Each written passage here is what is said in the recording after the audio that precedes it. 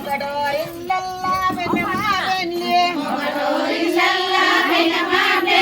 మా ఇంట్లో శావాని పెళ్ళానాడు మౌడాపు దోరునా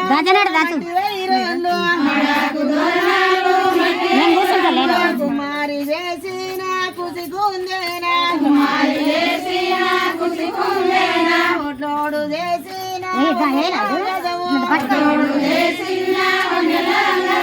కమారి చేసిన గజల్లా బొన్ను చెరువెనక వాడిన శపగన్నుల్లో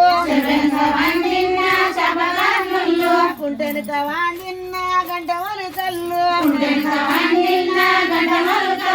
పోసమ్మ తలవాలు పొట్టి మొలకల్లు